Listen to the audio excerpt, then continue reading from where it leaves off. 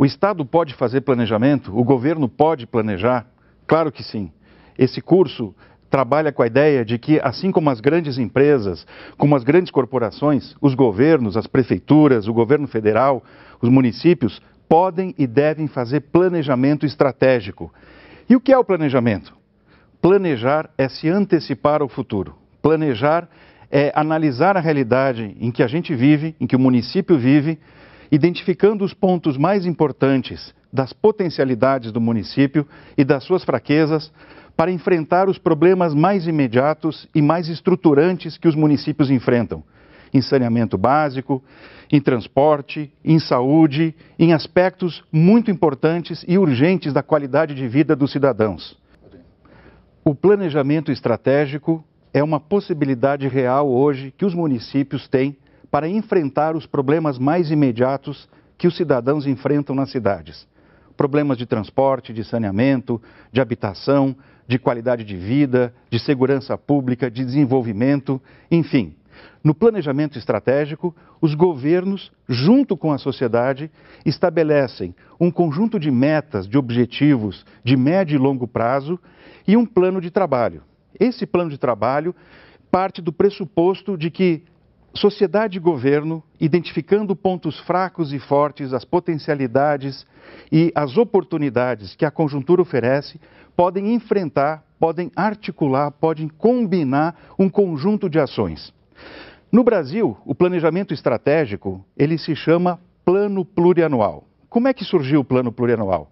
A Constituição de 88 estabeleceu que todos os níveis federativos, prefeituras, estados e governo federal, devem, a cada 4 anos, estabelecer um plano de médio e longo prazo. O que tem nesse plano? Basicamente, o PPA tem 3 grandes blocos. Um primeiro bloco que é um grande diagnóstico da realidade, onde se identificam os problemas, as necessidades, as demandas sociais. O segundo grande bloco são as ações, são os projetos, são os planos de trabalho. Nesses planos de trabalho, o governo, junto com a sociedade, determina os objetivos e os meios, as formas, os mecanismos de como vamos chegar lá. Por exemplo, num plano de transporte, se o objetivo for criar uma linha de ônibus ou estender uma linha que já existe, os objetivos têm que estar claros para saber quantos ônibus vão ser necessários, para saber quantos operários, trabalhadores vão ter que ser contratados, qual é o custo dessa operação, como é que vai ficar a tarifa de ônibus, por onde vai ir essa linha de transporte, consultar as comunidades envolvidas. Isso é o bloco do plano de trabalho. E o terceiro grande bloco, que é o fundamental, que é o bloco da gestão, do monitoramento, de como fazer as coisas que foram decididas. O plano plurianual, ele surgiu em 88 com a Constituição Federal e foi se desenvolvendo ao longo dos últimos anos. Nós já estamos no 6º plano plurianual a nível federal e os municípios e os estados fazem também os seus PPAs. O que é importante ressaltar e o que é importante frisar na elaboração do PPA? Em primeiro lugar, o plano ele não deve ser uma peça burocrática, não deve ser uma peça administrativa, algo que seja só para ficar nos livros e constar nos programas das prefeituras e que vai para a gaveta de algum funcionário público. Não. O plano é um pacto, o plano é um acerto, um grande contrato que o governo e a sociedade fazem em direção a uma visão de futuro, em direção a um olhar para como vamos ser no futuro, onde queremos chegar e como queremos chegar. Então, o planejamento estratégico, numa visão mais dinâmica, mais viva, mais real, menos burocrática, ele é, na verdade, um instrumento de liberdade. O plano plurianual, na verdade, é um instrumento de conquista de uma qualidade de vida melhor. E aí alguns pontos são fundamentais. Como que a gente tem feito o planejamento estratégico no Brasil?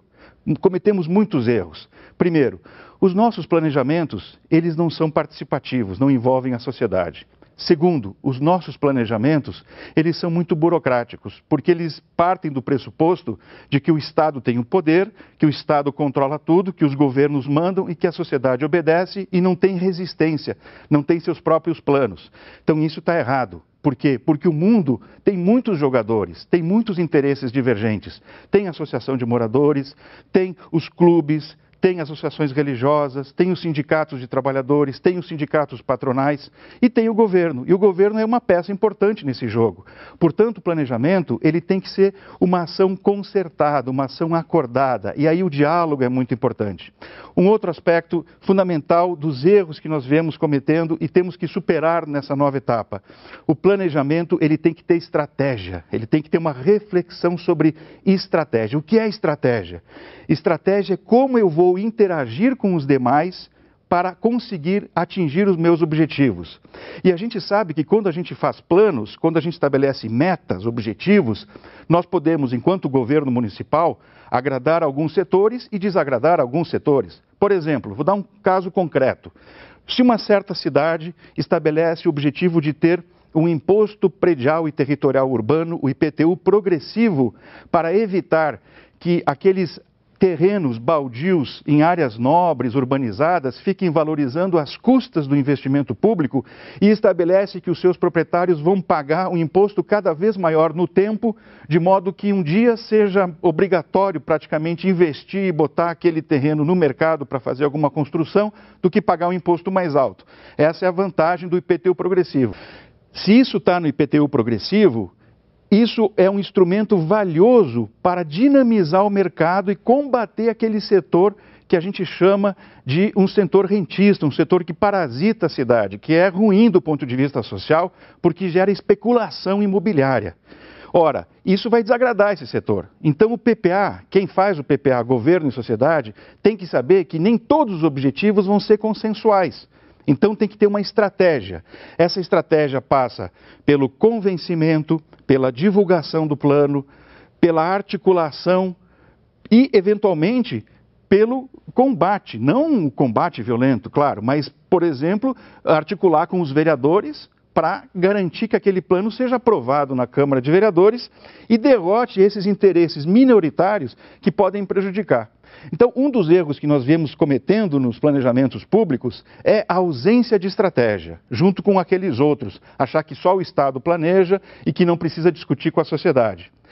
O PPA tem evoluído a nível federal cada vez mais em direção a resultados. Isso é importante. Todas as coisas que a gente coloca no PPA tem que ter produtos que a sociedade consiga enxergar. Produtos que vão produzir impacto naqueles problemas que a gente fez lá. Então nós dizemos que o PPA tem 4 grandes fases que passam naqueles blocos que a gente falou. Primeiro é preciso explicar os problemas. É preciso entender a realidade através dos seus problemas, como é que eles surgem, se desenvolvem. Segundo, é preciso atacar os problemas. É preciso traçar os planos de trabalho. Terceiro, é preciso ter estratégia. E quarto, é preciso ter gestão, monitoramento. Precisa ter uma organização. Porque se a gente não avalia o que a gente faz, a gente não aprende com os erros. E aí os próximos planejamentos vão repetir os erros do passado. Então, o último recado, e talvez um dos mais importantes, é que os planejamentos mais tradicionais descuidavam, e esse foi também um erro fundamental, que a gente não pode repetir mais, que é a máquina pública, as organizações, as secretarias, os conselhos do Estado. Então, isso tem que funcionar para monitorar o plano, avaliar se aqueles planos de ação foram bem executados, se os objetivos foram conquistados, se os problemas foram resolvidos, identificar por que isso não aconteceu. Isso se faz através de indicadores, de monitoramento, de acompanhamento que o curso vai desenvolver. E nós vamos ter, então, um aprendizado com as lições aprendidas. E essas lições vão ser incorporadas ao nosso dia a dia, às nossas prefeituras, às nossas secretarias, aos nossos comandos de planejamento. E isso vai refinar cada vez mais para que o PPA seja, de fato, não um instrumento burocrático, administrativo, que só serve para cumprir a regra, mas uma grande oportunidade que os governos municipais, juntos com a sociedade, têm para conquistar um futuro melhor para todos os cidadãos.